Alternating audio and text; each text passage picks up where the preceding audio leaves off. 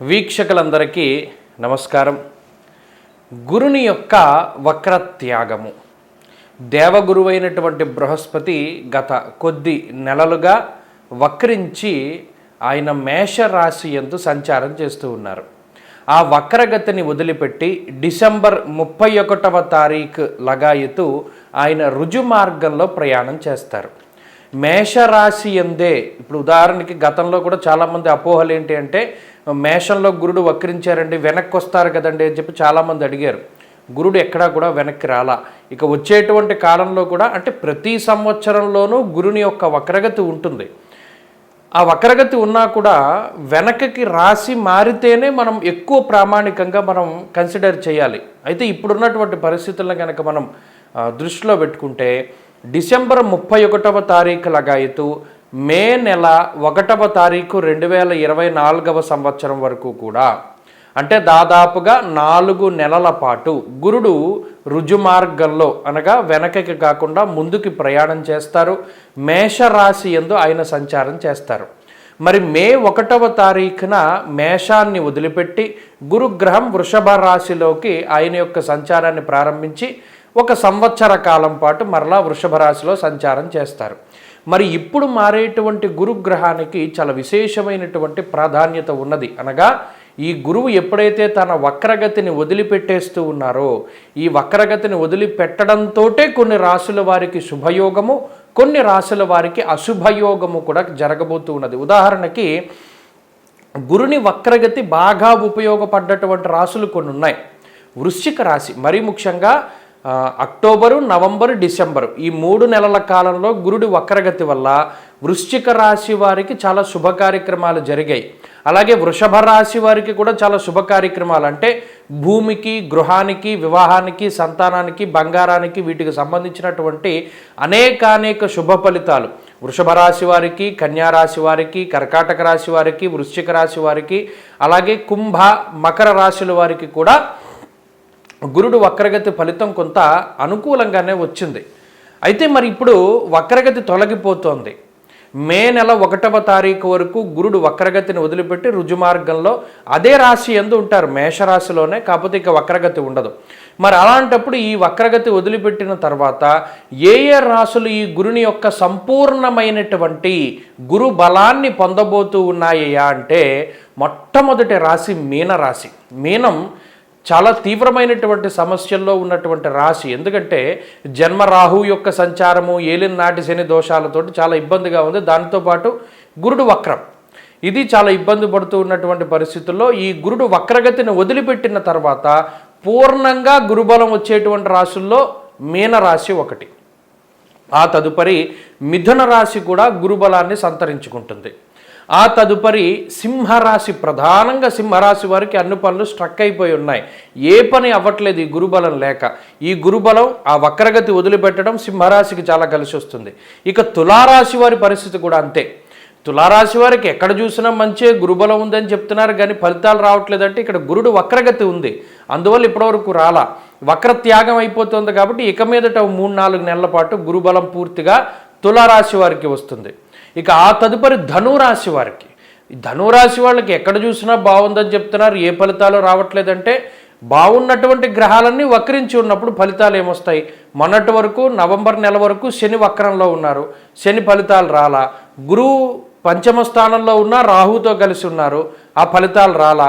రాహు మారిన తర్వాత కూడా గురుడు వక్రగతిలో ఉన్నారు, ఫలితాలు రాలా.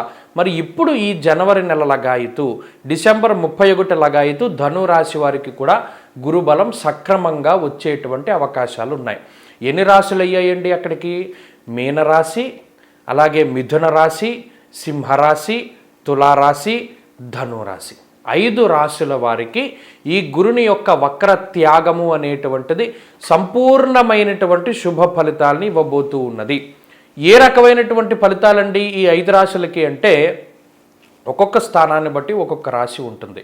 మొట్టమొదట మనం చూసినప్పుడు మిథున రాశి వారికి లాభస్థానమందు గురుడు యోగిస్తూ ఉన్నారు. వక్రాన్ని వదిలిపెడితే లాభమందు గురుడు యశోవృద్ధిర్బలం తేజ సర్వత్ర విజయ సుఖం. శాస్త్రమందు చెప్పినటువంటి మాట ఏంటి అంటే సర్వత్రా విజయ సుఖం, విజయాన్ని కలగజేసేటువంటి విధంగా దైవబలం సంపూర్ణంగా అనుగ్రహించి గృహ బంగారము లేదా వ్యాపారము, వస్త్ర వ్యాపారము, ఇలా ఏ రకమైనటువంటి వ్యాపారాలు చేస్తూ ఉన్నా, రియల్ ఎస్టేట్ అంటే భూమికి ఇళ్ళకి సంబంధించినటువంటి అమ్మకాలు కొనుగోలు సమస్యలున్నా ఇటువంటివన్నీ కూడా తొలగిపోయేటువంటి విధంగా గురుగ్రహం తన యొక్క సంపూర్ణమైనటువంటి అనుగ్రహాన్ని ఇస్తారు. ఇక శత్రునాశ మంత్రసిద్ధి అన్నది శాస్త్రం. అంటే మంత్రసిద్ధి కలుగుతుంది. ఇప్పటి వరకు ఎన్ని పూజలు, ఎన్ని వ్రతాలు, లేకపోతే ఎన్ని రకాలైనటువంటి అభిషేకాలు చేసినా శీఘ్రంగా ఫలం లభించినటువంటి మిథున రాశి వారికి ఆ దైవత శక్తి, ఆ దేవత యొక్క బలం, మీరు నమ్ముకున్నటువంటి దేవత మీకు సహాయం చేసేటువంటి పరిస్థితులు ఈ గురుబలం వచ్చినంత మాత్రం చేతనే మీకు లభిస్తాయి. ఎందుకు? ఈ రాశికి పంచమం అది దైవ బలాన్ని సూచించేటువంటి పూర్వ పుణ్యానికి సంబంధించినటువంటి స్థానం. ఆ స్థానం మీద పూర్ణమైనటువంటి గురు దృష్టి ఉంటుంది. ఆ దృష్టి విశేషత చేత మిథున రాశి వారికి అనుకున్నటువంటి కార్యాల్లో జయం, అలాగే కుటుంబ సౌఖ్యం, సంతానాభివృద్ధి, ఆరోగ్యాభివృద్ధి, ఐశ్వర్యాభివృద్ధి, వాహన సౌఖ్యము, వ్యాపార లాభము, ఉద్యోగాభివృద్ధి ఇవన్నీ కూడా చక్కగా లభించడానికి అవకాశాలు ఉన్నాయి. ఇక సింహరాశి వారి పరిస్థితి ఇది అగమ్యగోచరమైనటువంటి రాశిగా తయారైంది గత కొద్ది కాలంగా. ఏం జరుగుతోందో జీవితంలో వాళ్ళకే తెలియట్లా. నడుస్తోంది అన్నట్టే జీవితం నడుస్తూ ఉన్నది. మరి ఇటువంటి పరిస్థితుల్లో గురుని యొక్క స్థితి, ఎందుకంటే ఇప్పుడున్నటువంటి ప్రధానమైనటువంటి బలం గురుడే. అటు రాహువు లేరు, శని లేరు, మిగతా గ్రహాలు అనుకూలంగా లేవు, ఒక్క గురుబలం మీద ఆధారంగా వెళ్తూ ఉన్నారు.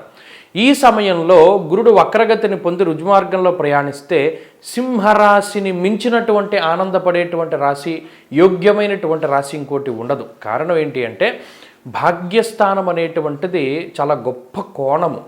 ఆ సింహరాశి మీద గురుదృష్టి ఉంటుంది, ఆ పంచమ స్థానం మీద గురుదృష్టి ఉంటుంది. అంటే త్రికోణాత్మకమైనటువంటి స్థితి. లక్ష్మీ స్థానం త్రికోణంచ విష్ణు స్థానంచ కేంద్రకం అన్నారు. మరి ఆ లక్ష్మీప్రదమైనటువంటి ఫలితాలని ఆశించాలి అంటే గురువు వక్రగతిని వదిలిపెట్టాలి. కాబట్టి సింహరాశి వారికి ఆ లక్ష్మీ యోగం అనేటువంటిది ప్రారంభమవుతుంది. ఆర్థిక సంబంధమైనటువంటి వ్యవహారాలు ఏవైతే ఉన్నాయో అవి ఒక కొలిక్కి వస్తాయి. అలాగే పదవీకాంక్ష ఎవరికైతే ఉన్నదో వారికి అద్భుతమైనటువంటి ఆశించినటువంటి స్థాయిలో ప్రజాకర్షణ, అలాగే అద్భుతమైనటువంటి పదవీ యోగాలు కనబడుతూ ఉన్నాయి. అలాగే పుణ్యాన్ని అభివృద్ధి చేసేటువంటి పుణ్య కార్యక్రమాలు వాళ్ళు ఆచరిస్తారు. చక్కటి యజ్ఞయాగాది క్రతువులు, అభిషేకాలు, హోమాదులు ఇటువంటి వాటిని ఆచరించడానికి అవకాశం ఉంటుంది.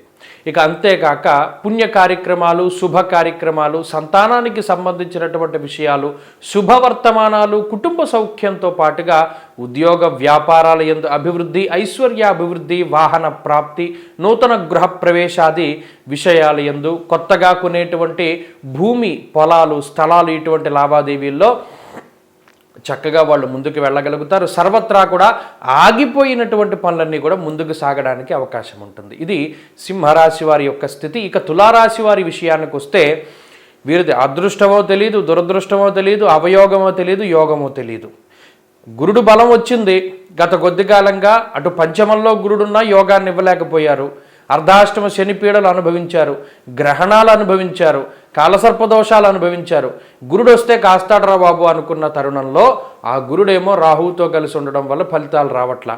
ఇక రాహు పోని షష్ఠస్థానంలో అనుకూలించే స్థితిలోకి వెళ్ళాడు అనుకుంటే గురుడు వక్రించి ఫలితాలు రావట్లా. కొంతలో కొంత ఫలితాలు వచ్చినప్పటికీ ఆశించినటువంటి స్థాయి లేదు. అందులో ఎక్కడో ఒక చిన్న అసంతృప్తి ఉండిపోయింది. ఇది కూడా జరిగితే బాగుండు కదా అనేటువంటి దృక్కోణంలో తులారాశి వారి యొక్క స్థితి అది అద్భుతంగా యోగించడానికి అవకాశం ఉన్నది.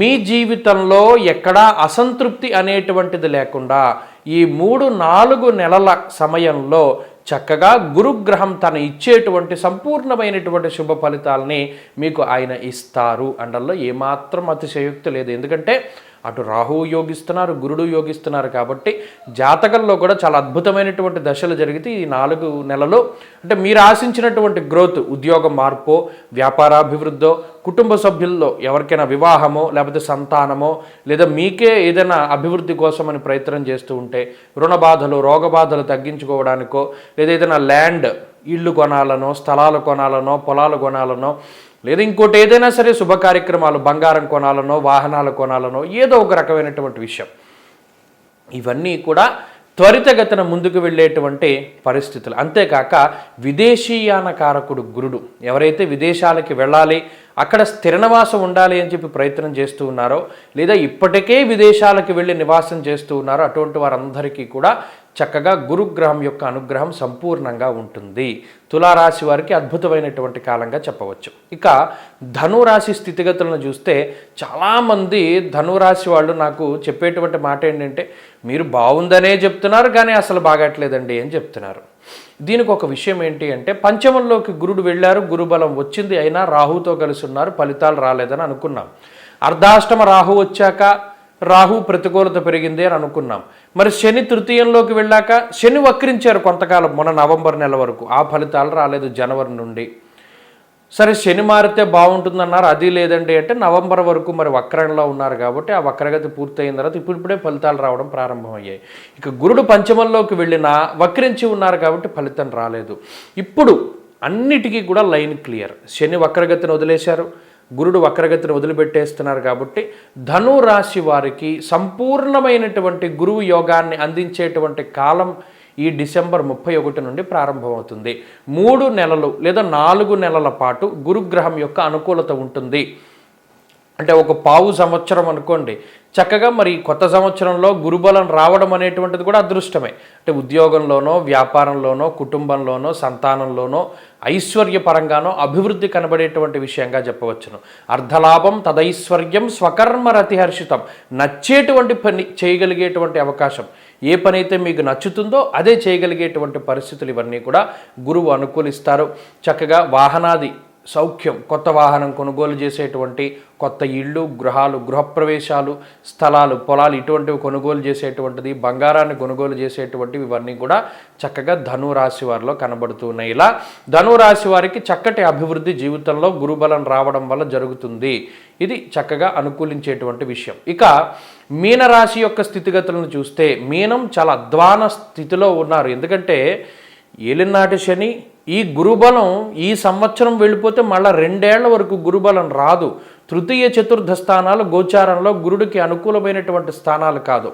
మరి అటువంటి తరుణంలో లేక గురుబలం వచ్చింది, ఇప్పటికే 2 ఏళ్ల తర్వాత గురుబలం వచ్చింది, మళ్ళీ 2 ఏళ్ళు ఉండదు. అంటే 5 ఏళ్లలో 1 సంవత్సరం మాత్రమే గురుడు అనుకూలిస్తారు. మరి అలాంటిది గురుబలం వచ్చిన ఫలితాలు లేవు, ఎందుకంటే వక్రగతిలో ఉన్నారు. మరి ఆ వక్రాన్ని వదిలిపెడితే మీనానికి బాగుంటుంది.